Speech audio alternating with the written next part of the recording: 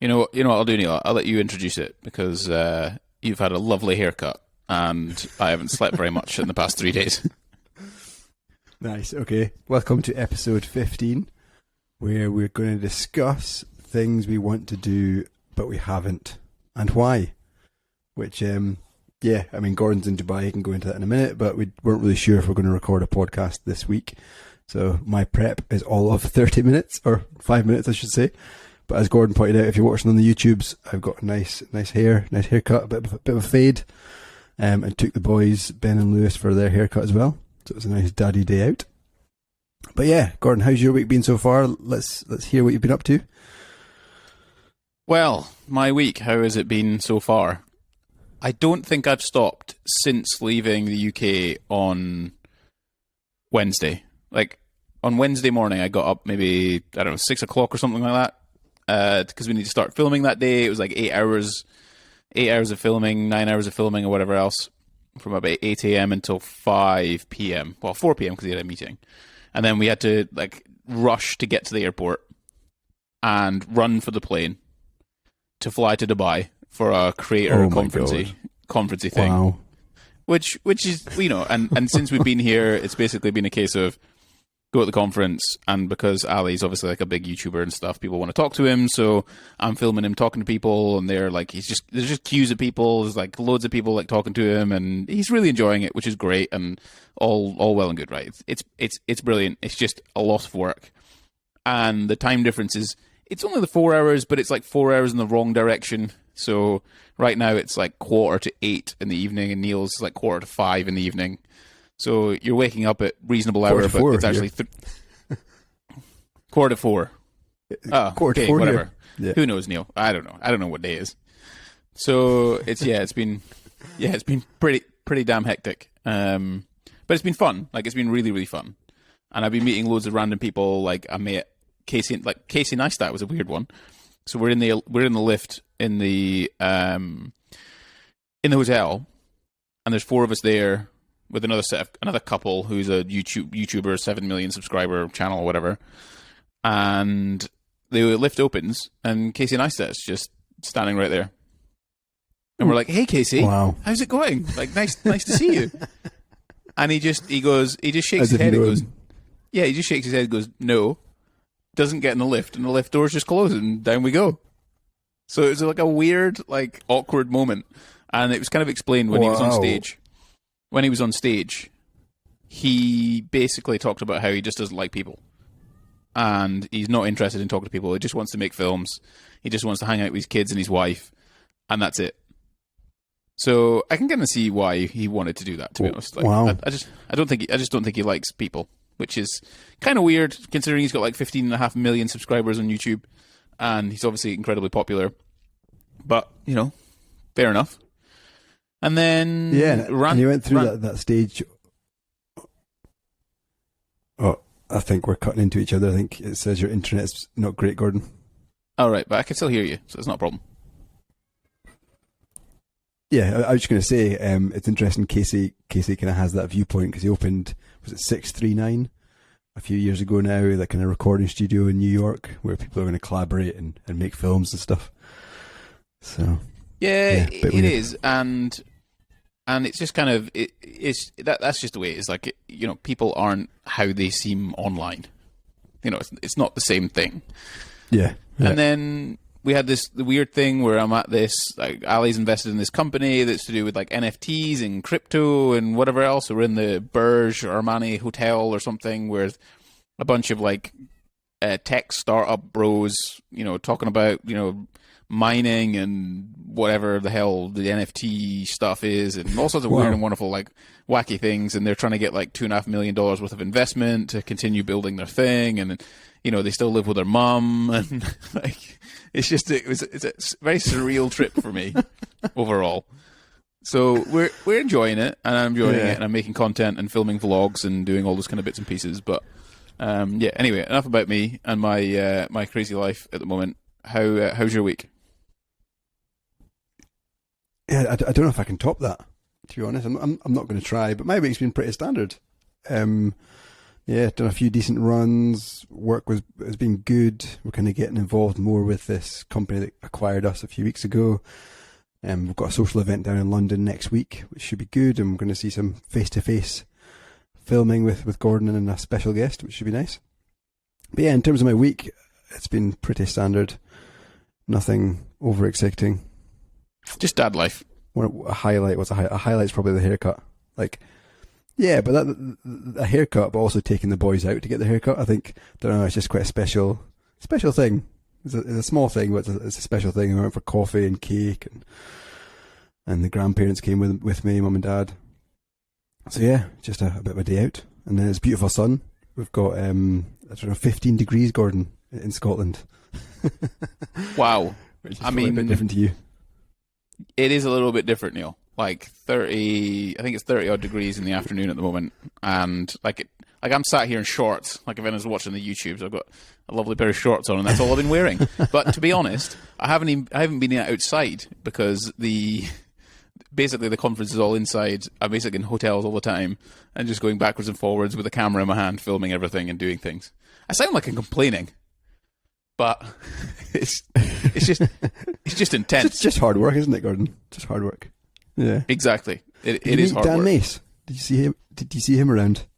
I did see him around, and I saw him at the conference yesterday. But I believe he was supposed to be talking today, and unfortunately, I think he's ill, or something's happened, or I'm not entirely sure. But he couldn't do his talk, so that was a little bit disappointing.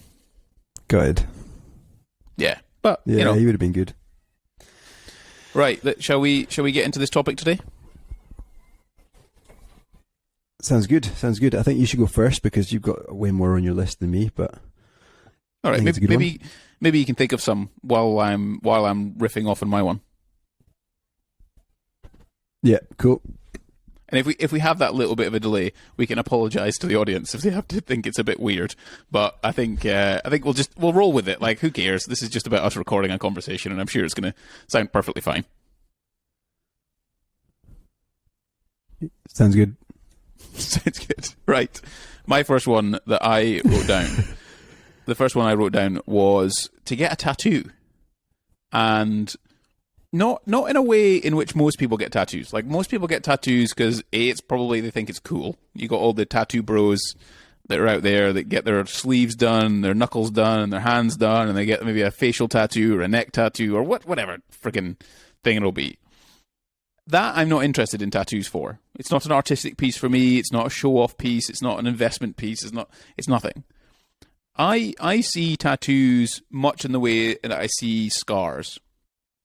You know, the scars remind you of things you've done in your life, things that have happened. Maybe sometimes bad things. Maybe sometimes good things. Maybe, bloody climbing Everest and you broke your leg and you've got a scar across your knee and you could, like, that's a painful experience. Of course it is, but it's also a pretty cool story. You can talk about these things. Yeah, for sure. So I just kind of would like to get a tattoo, and I was looking at potentially getting one, I don't know, that represents Olivia, and it would be super small, and it'd be a super small little symbol of some kind. It wouldn't be very lavish. Maybe it'd be in like the inside of my arm or something like that. And I don't know. I just feel like I just kind of want to tick that bucket list type of thing that you could get a little tiny tattoo, and it doesn't really matter. But to me, it just kind of, I don't know, it's like carrying a picture of Laura in my wallet every day, which I quite like to do, Yeah, I know. I definitely see where you're coming from, and I guess this popped up yesterday, I think, on LinkedIn, of all places. And it's a bit of a sad story, but I think it's quite fitting. But basically, a father had lost their daughter to cancer, which is absolutely tragic, and yeah, gives me goosebumps thinking about it. But he basically got a tattoo of one of her drawings. It said like "Love you, Daddy" or "Daddy" in its picture, and he got it on his leg, and it was like exactly how the daughter wrote it. And I think, well, it's a very sad moment, but going back to how you mentioned it in terms of remembering something, I think it's quite important.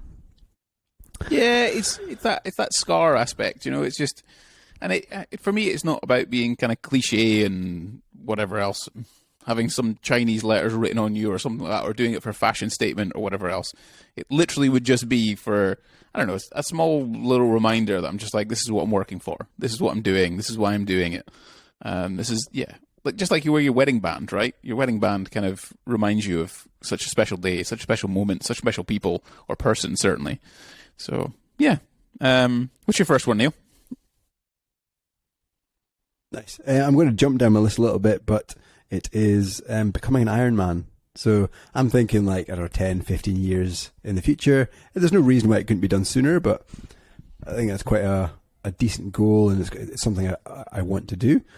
And I don't know, it proves that I get to a certain level of fitness, both in cycling, running, and I think it was episode 1 where I told everyone that I couldn't swim that well, so I need to get swimming lessons. So yeah, and probably the biggest barrier for me about doing the Ironman is the swimming aspect. There's a bit of nervousness and I guess financial commitment, because then I've got to pay somebody to train me to swim, which is a bit weird. But yeah, I think joining that elite club of being an Ironman, would I get the tattoo? I know some people have got the tattoo. I think that's a bit too far, but maybe the t-shirt will do me. Yeah. It's quite expensive to do an Ironman though, isn't it? You know, it's like 500 quid or something, 700 quid to do an Ironman.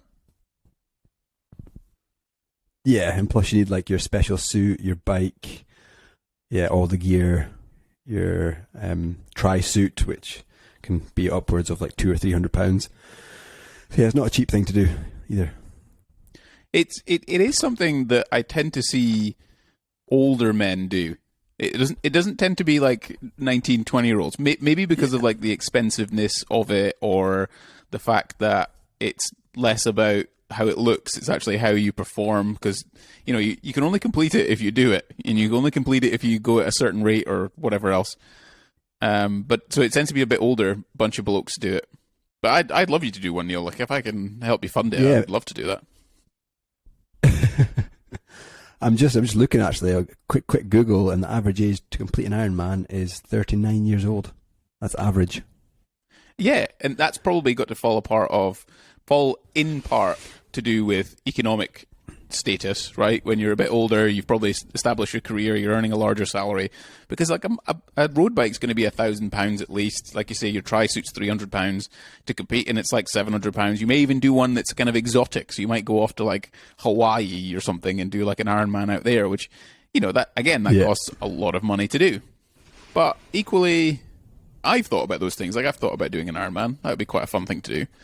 And, well, fun. I don't know. It's like an extreme commitment, I guess. You know, what is it? How far do you go? Do you know? Yeah, I think it's definitely a marathon, 100-mile, 112-mile cycle, and like a 3 or 4 mile swim. So I mean, it's intense. Especially a marathon's hard, but you've got a 100-mile cycle on top. Considering that's my first one. Considering you are a rhinoceros in the pool, that would be a large undertaking. Yeah, and that's where that's the kind of barrier, I guess, is the swimming aspect and the cost. But I think it's mainly swimming. Screw it, you can do it. Go on. I can definitely hear the boys. I can hear the boys in the background a little bit having a chat or something. Something's going on. Is there like have they had their sweeties? My office actually looks out into the garden, and since it's such a nice day, they've got the not swimming pool, but like a paddling pool thing out, swimsuits on, and they're just going crazy. All right, fair enough. And here you are doing a podcast with me.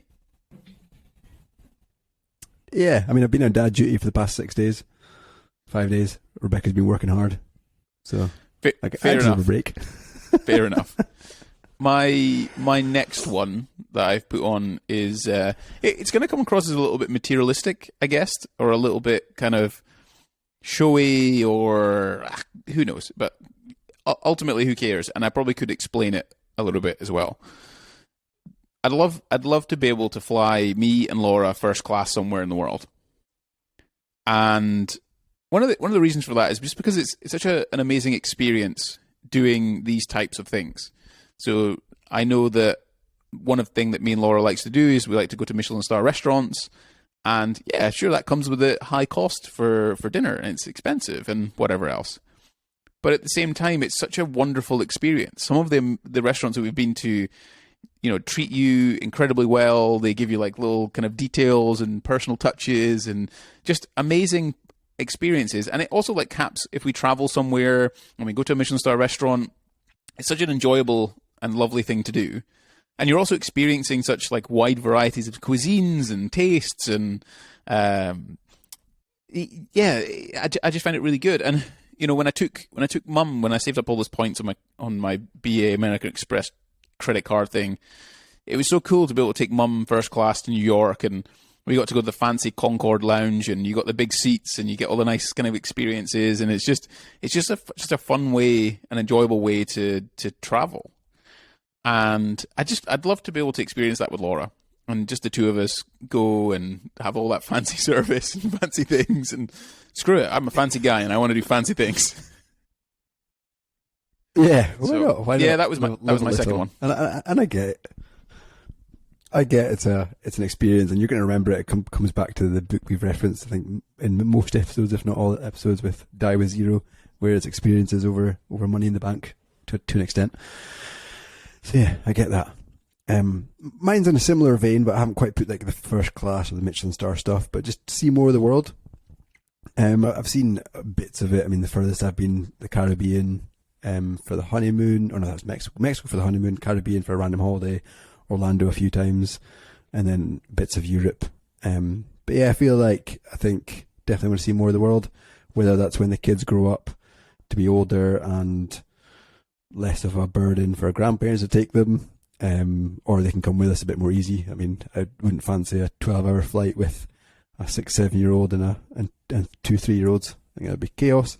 But yeah, just see more of the world, and also, like, on the flip side, do take the kids to somewhere that's relatively close so they can experience it as well, and they can see the kind of the other side of, or just experience different places.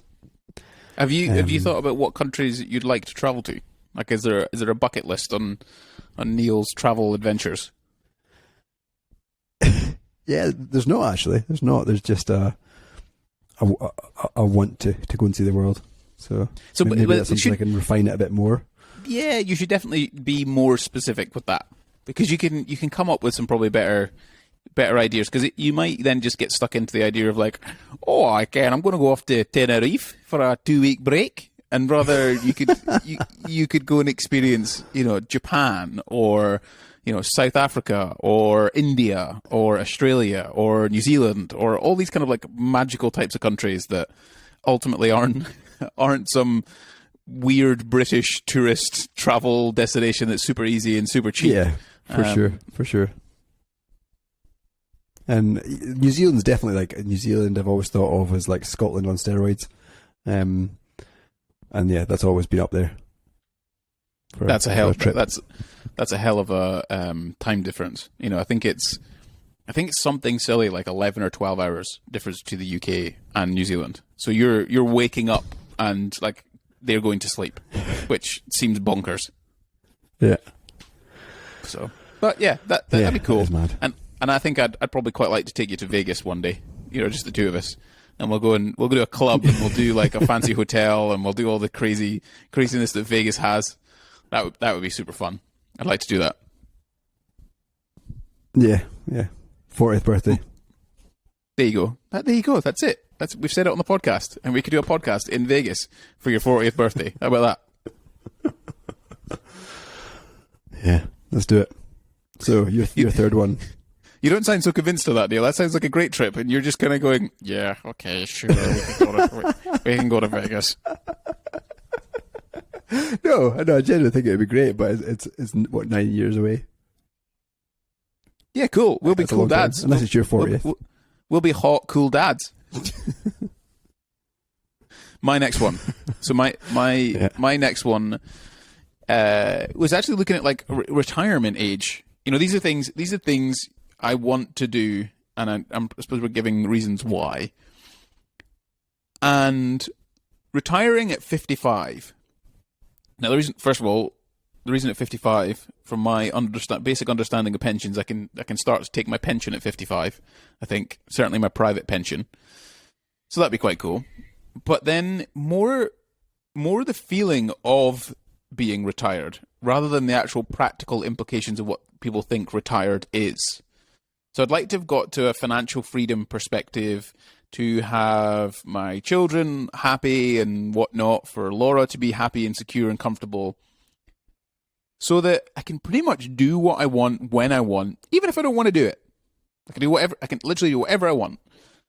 And that's not to say it has to be a materialistic thing. It doesn't have to be like traveling around the world or going to fancy restaurants like I've kind of talked about, or having a particularly massive house or having staff or a big business or whatever else. It's basically just being in a position in which I can choose what I want to do on a daily basis. I can work on things. I can work on my purpose. I can work on my passion. I can learn new skills. And I don't have to worry about paying the mortgage or paying my bills or feeding my children or whatever else. Like, that's pretty much largely taken care of. To me, that's retirement. And I'd love to be able to get that stage at 55 and know that that's going to last for the next 30 years. That's, I want to be able to do that. How I'm going to do that, I'm not quite sure just yet. But I know that having assets is going to be a better proposition of doing that at 55 than earning an employment wage. And that's not to say I maybe won't consult or do something like that at that kind of time. But again, it's my choice rather than necessarily actually having to do it. But I want to try and, as I do things now, building up assets. That's going to be things like maybe property. It's going to be stocks and shares. It's maybe percentages in businesses. It's investment in businesses, those kind of things.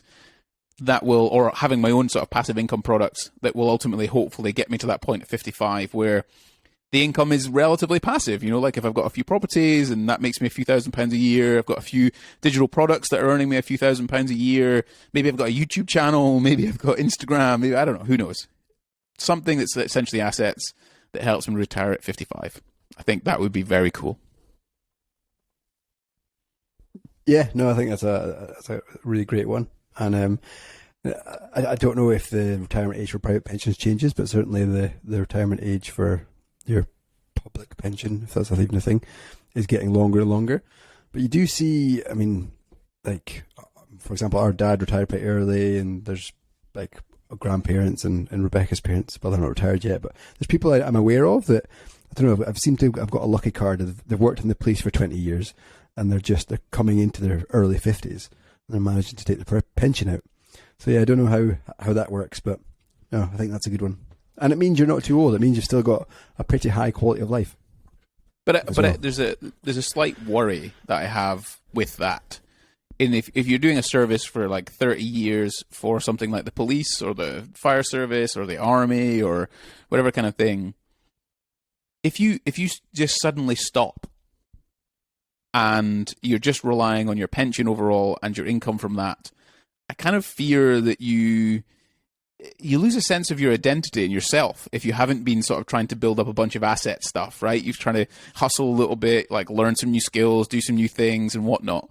And that, retiring at 55 doesn't scare me because of the fact that I have that kind of thought that I want to still be doing things. This isn't me not doing anything. Like, I'm not losing my identity. I'm not losing what I want to do. But because I also broaden my identity, I don't try and just be one particular thing. I don't try and be just a policeman or just a teacher or just a finance guy, or any of those things. I'd like to be a broad spectrum of things, not necessarily be an expert in all of them, but have interests and hobbies and also have that capital and that liquidity to be able to do what I want, when I want, how I want, even if I don't want to do it. And that's probably sometimes the problems that you get when you're like, you can retire at 50 when you're a police officer. Like, what the hell do you do after that? If your life's been public service the whole time, like you're not doing anything else, are you? You're not trying to build a business. You're not really learning new skills or different types of skills that are totally aside from being a police officer. So, I just hope that if anyone listens to this, or anyone's in their 30s or whatever else, they're kind of thinking, yeah, cool, I'd like to retire at 50, 60, whatever that kind of age. Like, why are people not thinking beyond just not doing anything? Like, when you retire, you can do anything you want. You can go and travel the world. You can go and build a business. You can go and learn something you've always dreamed of. But most people don't do that. They actually probably get depressed and a little bit sad and lonely and don't know what to do with themselves because they think that's it. They're worthless. They've got nothing to offer or whatever else. So, yeah, retire at 55, Neil. That's what I'm aiming for. I'm gunning for it. Yeah, but I think, and we're going on a bit of tangent here, but you raised an interesting point about like how you want to spend your retirement at 55 and then you still want to keep learning, keep doing things. I mean, I don't know where we both get that drive from, but I think our careers have kind of taken that way as well. Like we've done pretty cool things in our careers. And yeah, I don't know if it's we can maybe delve into that in another episode about why we're wired the way we are. What's your next? My third one leads on What's your next to the similar to what you mentioned in terms of passive income when you're retired, but even now, I mean, I think this year when I did my 2022 goals, I did say something about a kind of passive income, whether it's this podcast, whether it's something else, but even long term, having that income where you're sitting having dinner with your children and you're earning money, or just having something on the side that's generating something. And is that property? Is that an online business? Is it an ebook? I don't know what it could be, but I think, and it comes back to what we discussed with Scott Bapty in terms of being employed versus self-employed. People always get scared of being employed and self-employed, or being self-employed because they think it's higher risk than being employed. But if you're self-employed, you've got multiple revenue streams, you've got multiple parts of income. So an example Scott used is a photographer could go and do wedding photography. If nobody was getting married, he could go and do pet photography and that kind of thing. So yeah, I've obviously got a really decent job with Shark Tower and Proteus, but having that extra bit on the side kind of reduces the risk of me not having an income and not being able to supply kids supply kids with food. But also, could we go on a nice fancy holiday? Could we start traveling the world more if that passive income was enough? Or could I put it towards my kids' future? Yeah, there's just endless things you can do.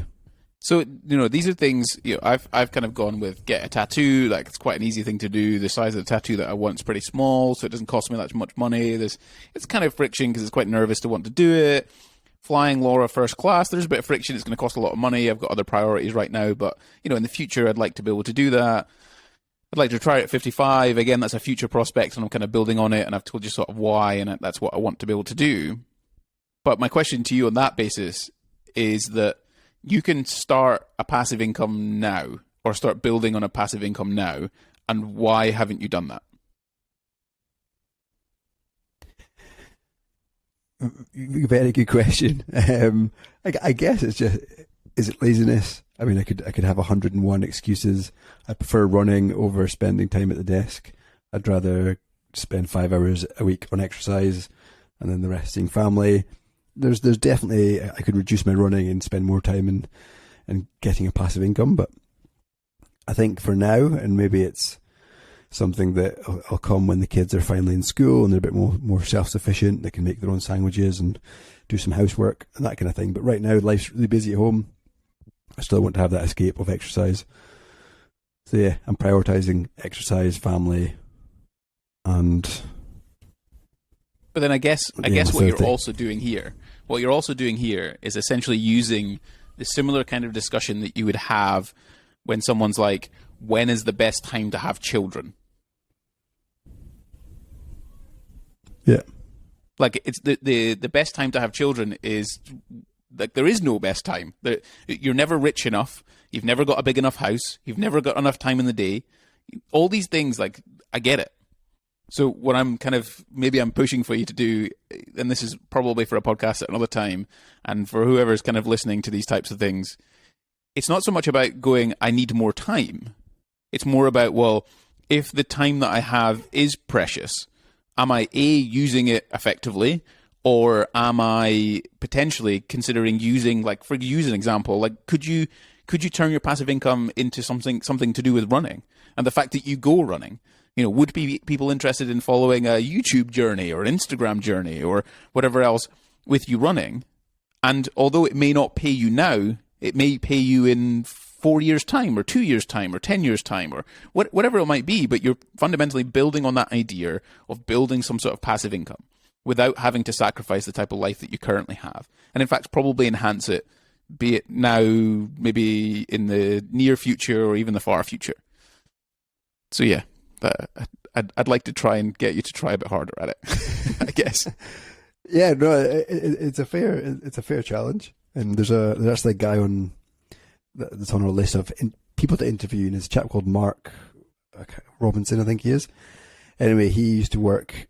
It seemed like a banker or something, then he transitioned into a YouTuber because his son challenged him to be a YouTuber, and now he's like this fitness YouTuber that's just like a dad, and that's kind of inspiring. Like, he's just started and did a few hundred videos before even getting anything, and now he's getting sponsorship and being able to do cool things. So yeah, it's definitely a long game in terms of that kind of passive income side of things. It's definitely like you've got to churn out things for 1, 2, 3 years until it hits, but then you've got to also enjoy it. So maybe it is something to do running.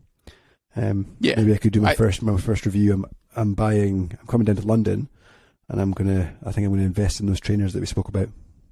Oh yes, maybe with the first YouTube video, with the carbon foot plates and all that kind of stuff. So are you basically saying that you are going to commit to making a YouTube video review about your new trainers? Is that what you're on the podcast? Are you saying, yes, I will make a YouTube video? I don't know. That's not legally binding, so we'll see. It bloody well is legally binding. Shut your mouth. Don't know. Anyway, what's your next one? This one's in relation, I think, to conversations I've had this weekend, which it's actually been really cool. Like, everyone's obviously there to see Ali. Everyone wants to talk to Ali. Everyone wants to see Ali. Everyone wants to have like conversation, show them their videos, and get reviews on them and whatever else. Which I'm cool with that. But it's also been really nice. Like, people have noticed me sort of hanging around the background. I'm taking pictures. I'm doing videos, and they come and ask me questions like, "Who are you? What do you do? Where are you from?" And it's been really inspiring talking to all these people that have YouTube channels and have, I don't know, make films or documentarians or directors or whatever else. And I'm annoyed with myself that I started doing YouTube back in 2007, 2008 maybe, and I'd built up a bunch of videos and I had like 1,000 followers that time. And this is 12, 13, 14 years ago. And if I'd continued, could you imagine what I'd have now? It would be, but it would if they had kept the consistency, kept going with it. There'd be no reason why I wouldn't have screw it, like 1 million subscribers or something silly like that. Who knows? But I'm annoyed that I didn't do it. And the next best time to start something is now, not tomorrow, not the next day, not that kind of thing. It is like anyone says investment, they're like, the best time to invest was yesterday, but the next best time is today. And it's the same thing when you're starting a passive income stream business or starting some sort of investment journey, or even if you want to just start a YouTube channel. Sure, yesterday was a better time to start, but today is the next best thing. And the two things that I'd want to do is I want to start my YouTube channel again. Why do I want to do it? Largely as a diversification of my income. Fundamentally, I have an unfair advantage in the sense that I understand fitness to a certain degree. I'm a father. I know how to do those kind of things. I know how to make great videos. I'm a skilled filmmaker, videographer, if you will, where the fitness sphere doesn't really have that. It tends to be quite kind of amateurish, and it tends to be all about what it looks like, whereas I could probably proposition things slightly differently in terms of health and raising a family and why you're doing things. So I can combine that all into something that would ultimately help me diversify my income. Because at present, most of my income right now comes, or if not all of it, comes from working for someone. And if they decide that they don't want to do it anymore, then I don't earn any money. And I think it's quite important that I probably perhaps think about that and then consider it as a good way to do it. And the unfair advantage is also the fact that I work for a bunch of people who are super smart in the YouTube world. Like, they can help analyze my content. They can help me analyze my thumbnails. They can help me film the bloody thing. There's lots of advantages I have. And if I do not capitalize on those, I am an idiot. Like, I'm telling myself now, in 10 years, if I haven't capitalized on this, I am allowed to call myself an idiot. Like, I'm wasting my time. I'm wasting an opportunity, and I should take it. And then alongside that was the idea of also creating or coming up, like, doing something impactful that's like, I'm not a very good writer. I don't really see myself as that kind of person. An author is pretty cool, right? It's a pretty good accolade to have, an author, like an actual book in the shelves. But I think the next best thing for me is a Netflix documentary creator. So start my YouTube channel and then create a Netflix documentary. And the Netflix documentary is because, the accolade. Like, it feels pretty cool to be able to say, if you're having a party and you're chatting to people and they're like, hey, what do you do? I'm like, made a Netflix documentary, didn't I? Yeah, that'd be a pretty cool thing to say. Like, and even when I'm like 60 or 70, and my grandkids are asking like what I did, it's like, oh, Granddad made a Netflix documentary. Like that feels like it would be pretty impactful. A lot of people would see it, and yeah, I just think it'd be quite cool, to be honest. Yeah, no, I mean, I think you brought up a few pretty decent points there in terms of taking a step back, but like creating that YouTube content. And you've got a unique spin because you're a videographer, you are now a dad, you've got that experience in the fitness industry. So let's call it Dad Bod 2.0 or something. Let's do a series on. This was, I get quiet times with Ali, and he said that I should go after the dad bod thing.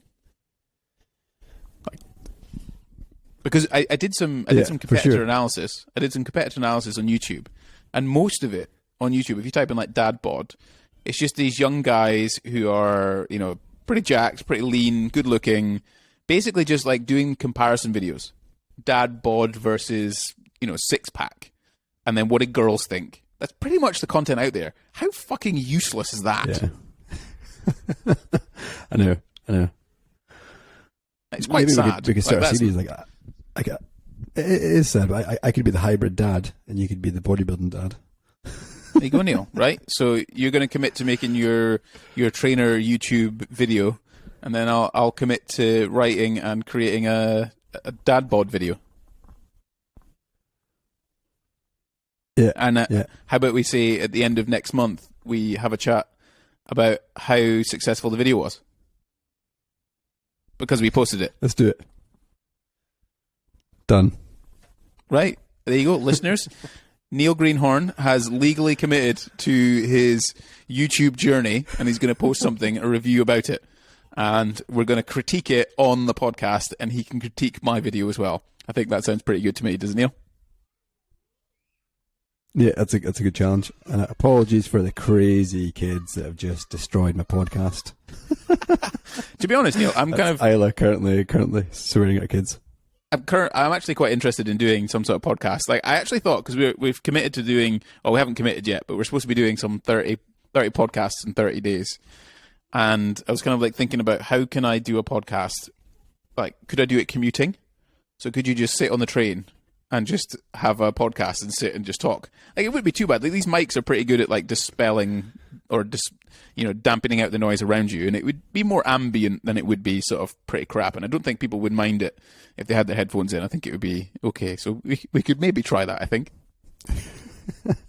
Yeah, and like your idea of doing it in a coffee shop, I think it was pretty cool in the background.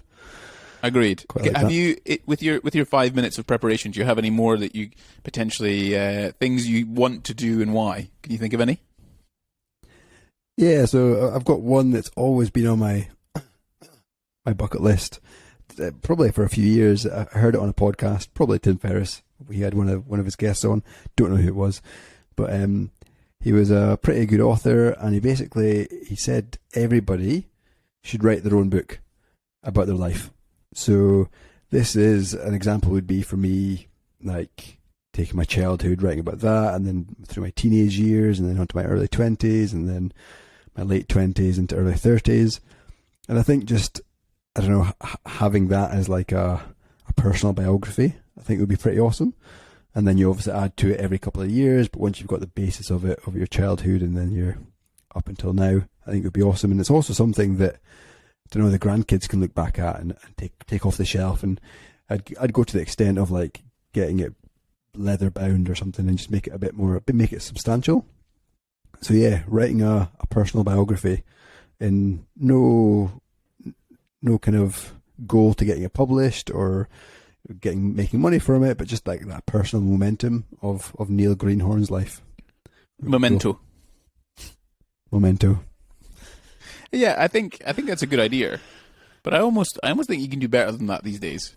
Because a book is cool and it can give some thoughts and convey some things, but then video and audio, I think, give you a sense of tone and accent and off the cuff kind of thought processes. Like this we don't really edit these podcasts. And even to a certain degree, like I'll edit my videos and I'll probably cut out a few bits and pieces, but you still get an idea of who I am and what I'm about and where I'm from and that kind of thing, the relationship with that. So I do think a podcast as a whole is kind of almost a better version of that, especially when it's someone like your brothers or whatever else and you have like conversation. Whereas a book can be edited, it can be changed, it can be manipulated to a certain degree. And I do like the picture thing though. Like I do love the picture thing and the idea of printing more pictures and then putting them somewhere. Like I bought, for example, Laura's 30th birthday. I wanted something like a scrapbook to be able to put pictures of Olivia in. So it's a leather-bound scrapbook with Olivia's name on it, like her date of birth, and Laura can basically just stick these sort of things in it or pictures in it that she wants to print off. And I just want to create like a collection of these pictures of Olivia in this book as she gets older, and then sort of give it to her when she's like 18 or something. So I do like the idea, certainly that picture aspect, because we just store them on our phones these days. We just put them on Google Drive. Like they don't go anywhere or do anything, and it just seems such a waste, doesn't it? Really, to be honest. Yeah, no, I think you're dead right. The whole photo thing. I mean, for Isla's 7th birthday, we got her one of those Insta thing cameras where you take a photo and it prints off and develops, and she absolutely loves it. But we've actually a bit of a tip if anyone's looking at those cameras. Obviously, press the button and then instantly it prints out. So if you've got a 7-year-old pushing the button every 5 seconds, it's going to cost you a lot of money. So they actually do one that allows you, it's like a digital camera with a printer in it. So it allows you to select which picture to print, which is a lot better. And you can also like sync it with your phone, so you can send photos back and forward to the printer and the camera. So we're looking at maybe upgrading her to that one. But yeah, she loves her room's now full of like photos of her grandparents, of her friends, of her brothers, and she's going to take it down to see you and Olivia. So she loves just having them in her room. Awesome. I look forward to upgrading her when she decides to a proper camera and a full-on camera, and then she can learn to become a creative like her Uncle Gordon. Yeah, for sure. Anyway, what's your next one? I think what time for one or two more? Yeah, maybe one more, Neil. I think I've got to do the husband dad duties of a FaceTime while I'm away and keeping in touch with them, because it's the first time I think I've been away for an extended period from family. So, which to be honest has been quite tough, harder than I thought it was going to be. But maybe we can turn that into a podcast and discuss dad responsibilities, and we don't actually get to see our kids as much as our respective wives, perhaps, because someone's got to go to work, and I also don't have the mammalian glands to be able to feed Olivia like Laura can. So anyway, I'm going off track. I've got like a few, like I talked about, I'd like to go back to Japan again. That'd be pretty cool, but that's pretty easy. We already sort of highlighted the idea of doing the same kind of trip I did for Neil, or we did it together. But the 30th trip that Neil did, and doing it for his 40th, just because I felt like it was a really good way to just hit a decade, and for the two of us just to go away, just the two of us, and enjoy a bit of time together. I think I want to cherish those moments, so I definitely want to do that again. But one of them, I was kind of thinking about this podcast, and I don't know. I know what I want from this podcast. I know that the initial thoughts of doing this podcast was to immortalize conversations between the two of us, because we're in a time and in a world now in which we can do that. And it's not about the numbers. Like, I do like to see people watching it and hearing people that they want to listen to it and they're enjoying it and all those kind of things. But fundamentally, this is about us being able to talk to our great-great-grandchildren in the future, and they can find out where they came from, who they were from, what they thought at the time, what their great-great-grandparents sounded like, what they were interested in, all this kind of stuff. But I would also quite like it to be something in which, I don't know, like even if it's, £500 a month we can earn from this, and we split it down the middle and we put $250 a month into our kids' junior ISAs and we save up for them. Or this podcast goes to a point where, I don't know, like you can go on holiday with your family, Neil, right? Because you've got a lot of financial responsibilities, in the sense you've got 3 children to manage. Your job pays well, but ultimately that doesn't leave much in the bank to do expensive holidays. And they are expensive when you got kids. So they're thousands of pounds. And I don't know. I'd want this podcast maybe to be able to do that for us, to be able to give us elements of financial freedom or passive income or whatever else. But at the same time, I do understand that if you want to do that, then you have to get smart and you have to be strategic, and you have to think about your marketing and think about the stuff that you're doing. And I just also don't want my hobby to turn into my profession. Like, 'cause I've done that kind of twice in a weird way, which it's still good. Like, I still really love my job and what I do. And like, fitness for me was a hobby a large part of my life, but then it became my job. Equally, using my camera and taking pictures and whatever else was my hobby. Now it's my job. And you shouldn't you shouldn't have your hobby become your job. So I don't want the podcast to be a job, but I don't know. I'd really love to be able to create content like this, which is super easy to do, super enjoyable. I love the fact that it immortalizes our conversations. But hey, like £500 a month to be able to put into our kids' junior ISAs would be brilliant. Or even earning enough to be able to afford for Neil to go off to bloody Florida and have a Disneyland trip. You know, those kind of little things. Not to get rich, not to get like famous or whatever else, but you know what I'm talking about. Yeah, definitely. But on the flip side, I'm also okay if it doesn't do that, because there's so many other benefits to having this little project that we've got going on. Like, we're now closer together. We talk most days. We're learning a new skill. Like, I'm learning all about audio stuff. I've got a nice setup here with microphones, and that's been such a learning curve, and it's something that I can take in. So, I mean, a tangible example is with this new job, we're looking at doing a podcast. And now I know I've got that experience and that kind of ticking the box from a podcast point of view, and we're going on this course. So yeah, like, even if our aspirations of making income don't come to fruition for 6 months to a year, I'm okay with that. I'm okay to keep doing it and keep taking it on. But then you're right on the flip side. You said that if you start to kind of chase the money, then the level of effort and the level of time and stuff and the seriousness, that it just keeps going up and up and up. That you've got to think about marketing, your strategy, and that can maybe make it a bit less enjoyable. Because right now it's really flexible. If we fancy putting out a few reels on Instagram, then we'll put out a few reels. If we fancy doing an episode, we'll do an episode. It doesn't have to be that kind of perfect and monetized. No, and there's demands that come with that. You know, I see that with Ali, and he specifically does not like to have chains, you know, attached to him or handcuffed in preparing for anything or having to do anything or time constraints on anything. And protecting that is so important, especially at his level, because he can get drawn into all sorts of conversations and all sorts of things that ultimately, A, don't have a return on investment, or a very poor return on investment, because he can go and do photo shoots with brands that he can spend hours doing, when realistically he could probably make 1 or 2 videos out of that and do a sponsor segment and make way more money than that company is potentially offering for that simple photo shoot. Or he could be doing something more meaningful or more impactful by creating content with that time. So it's kind of like a weird and interesting sort of approach to things, and I don't know. It is something I definitely don't want to potentially, you know, go astray or whatever else. I potentially think that we've lost Neil on the podcast, or he's potentially lost me. What I'm going to do is, at the end of this one, I'm going to sort of close this out to finish off the podcast overall. Hopefully everyone has enjoyed the conversation between me and Neil. Dubai Wi-Fi. He's just messaged me. Hold on, I'm going to have to probably edit this out. Let me just message him.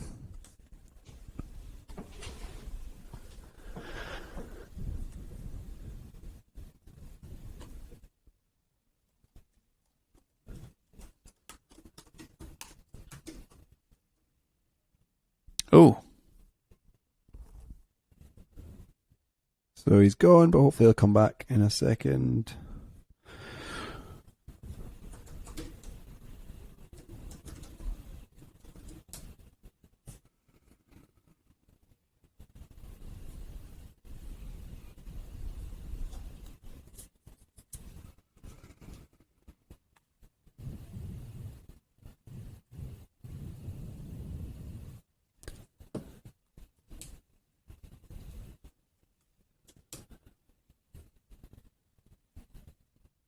Right, Colin's going to close it out.